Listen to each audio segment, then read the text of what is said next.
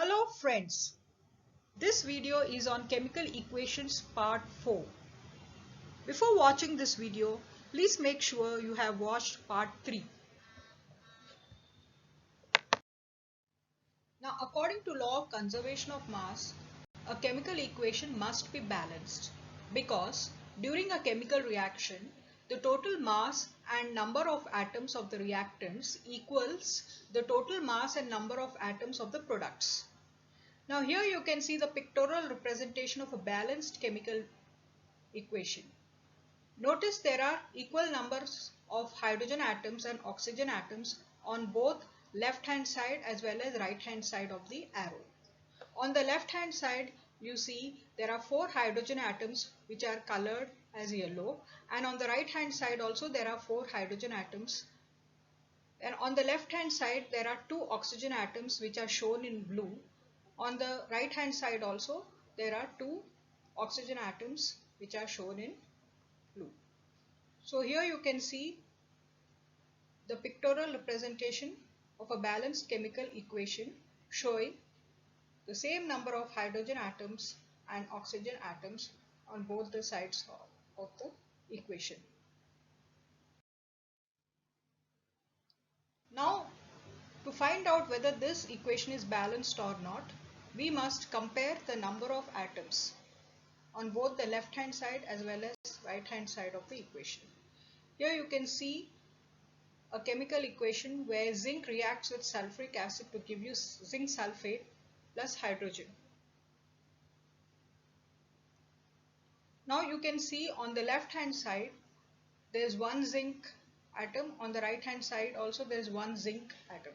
On the left hand side there are 2 hydrogen atoms, and on the right hand side there are 2 hydrogen atoms. On the left hand side there is one sulfur atom, and on the right hand side there is one sulfur atom. On the left hand side there are 4 oxygen atoms, and on the right hand side there are 4 oxygen atoms. So this is a self-balanced equation and it is valid. So there is no need to balance this equation because the number of the atoms of the elements zinc, hydrogen, sulfur and oxygen on both left hand side and right hand side are equal in number. We are going to learn how to balance equations by using the trial and error method. First you must write the correct chemical equation by using the correct formula. Then you must draw boxes around each formula. Do not change anything inside the boxes while balancing the equation. So first you must write the equation. Then you must draw the boxes around each formula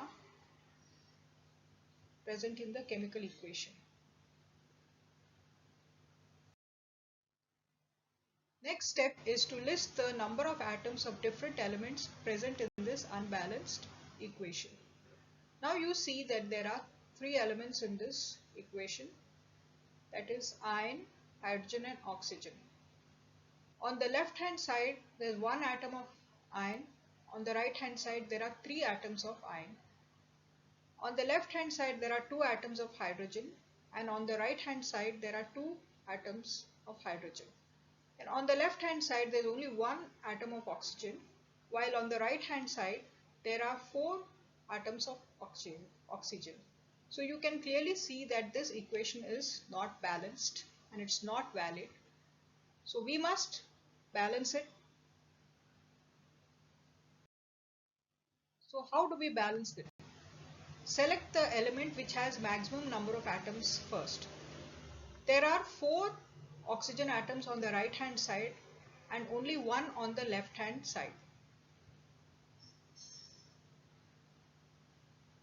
So now what we can put coefficient 4 as 4H2O and not as H2O4 or H2O4. So the coefficient should be put before the formula of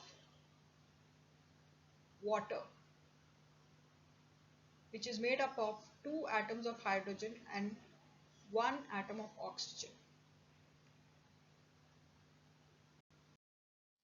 Now the equation is partly balanced. what you can see here is oxygen atoms are balanced because there are 4 oxygen atoms on the left hand side and there are 4 oxygen atoms on the right hand side. But iron and hydrogen atoms are still not balanced. So that's why this equation is called as a partially balanced equation. Now to balance hydrogen atoms, make the number of molecules of hydrogen as 4 on the right hand side. So you must add a coefficient of 4 just before the formula for hydrogen on the right hand side. So this way the hydrogen atoms are balanced here. On the left hand side there are 4 into 2, 8 hydrogen atoms. On the right hand side also there are 4 into 2, 8 hydrogen atoms. And on the left hand side there are 4 oxygen atoms and on the right hand side there are 4 oxygen atoms. But still this equation is not completely balanced, because on examining the equation we find that iron atoms are still not balanced.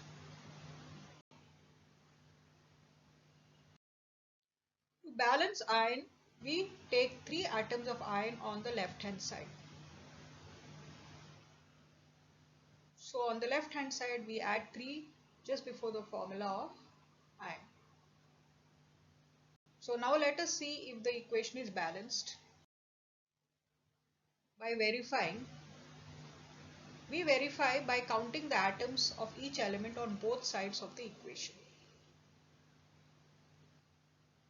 Now you see that on the left hand side there are 3 iron atoms, on the right hand side there are 3 iron atoms. On the left hand side there are 4 into 2, that is equal to 8 hydrogen atoms, and on the right hand side also there are 4 into 2 is equal to 8 hydrogen atoms. On the left hand side there are 4 oxygen atoms and on the right hand side also there are 4 oxygen atoms. So the number of atoms of elements on both sides are equal. So this equation is completely balanced according to law of conservation of mass. Now let us see a short video.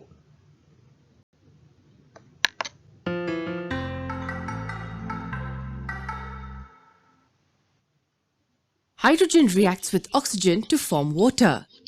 And we saw the reason why this chemical equation is unbalanced.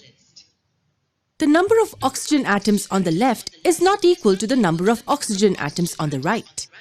The important question is, can we balance this equation? The answer is yes.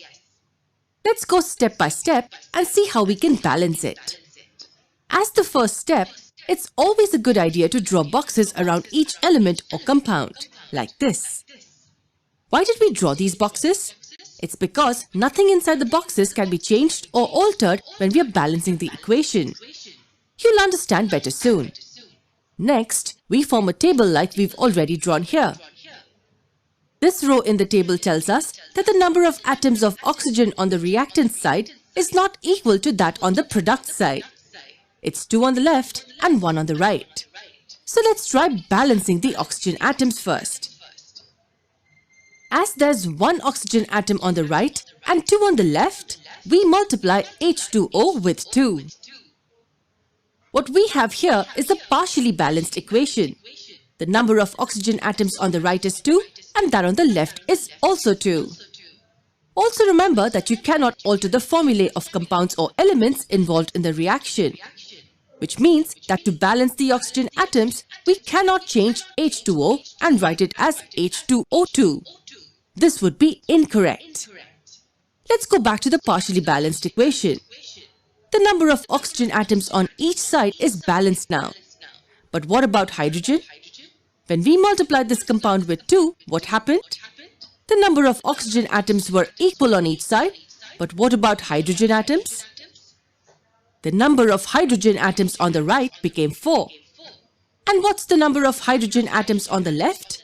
It's 2. So how do you think we can balance the hydrogen atoms now? We can multiply the hydrogen on the left-hand side with 2 to get this. Is the equation balanced now?